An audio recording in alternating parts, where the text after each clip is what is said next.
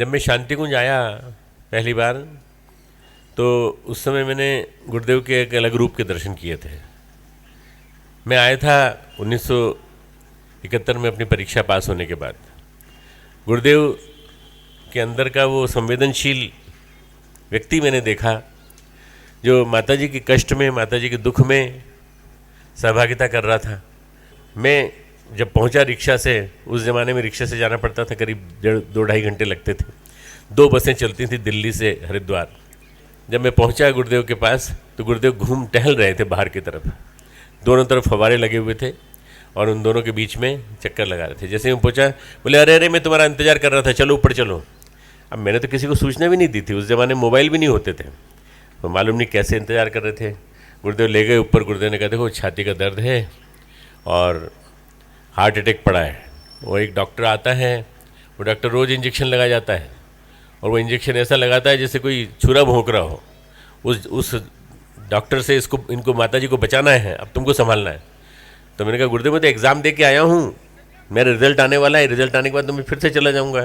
बोले कोई बात नहीं, 10-12 दिन जितने दिन तुम यहाँ रहोगे तुम ध्यान रखना माताजी का। तो मैंने कहा गुरुदेव ये बताइए, आप तो प्रवास पे थे, हिमालय प्रवास पे, यहाँ कैसे आ गए?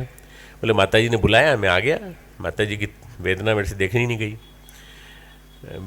बेटा ये बहुत बड़ा काम है, ये जो कार्य आरंभ किया ना, ये बहुत बड़ा काम है, इसमें माताजी की ज़रूरत पड़ेगी और माताजी को मैं ऐसे नहीं छोड़ सकता। मैं इसलिए यहाँ आया हूँ वापस। ये करीब बात होगी 12 या 15 जनवरी की 1971 की। और 1971 की जो बात है उसमें मैं परीक्षा में पास हो गया। एक ही फ़ोन था, PNT का फ़ोन, वो नीचे आता था ऑफिस में। तो फ़ोन आया पिताजी का, तुम पास हो गए, तुम्हारी पोजीशन आई है। तो मैंने गुरुदेव की तरफ देख के प्रणाम किया, गुरुदेव को प्रणाम किया। गुरुदेव ने कहा फ़ोन सुनो और मेरे बारे में मत बताना कि मैं आ गया हूँ हिमालय से, नहीं तो यहाँ भीड़ आ जाएगी लंबी चौड़ी, मेरा उद्देश्य गड़बड़ा जाएगा। मेरा उद्देश्य है युग निर्माण के लिए माहौल बनाना।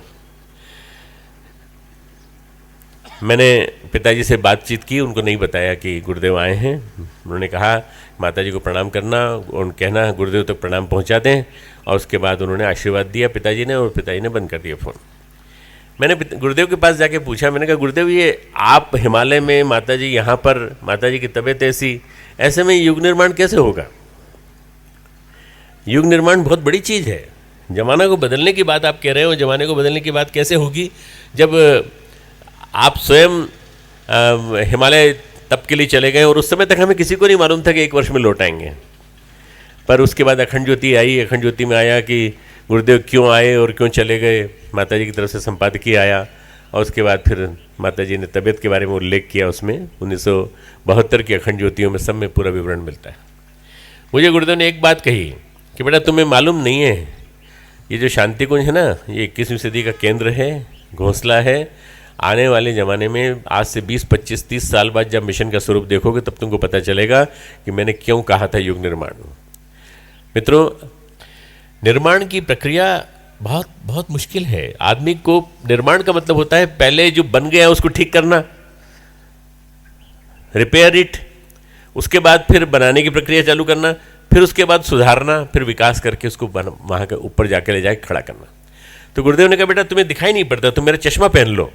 मेरा चश्मा पहन लो मतलब मेरा नज़रिया, मेरा एटीट्यूड, मेरा दृष्टिकोण, मेरी सोच, मेरा आशावाद, मेरा आत्मविश्वास, इसको तुम धारण कर लो बस, तो तुमको भी लगने लगेगा कि युग निर्माण हो रहा है।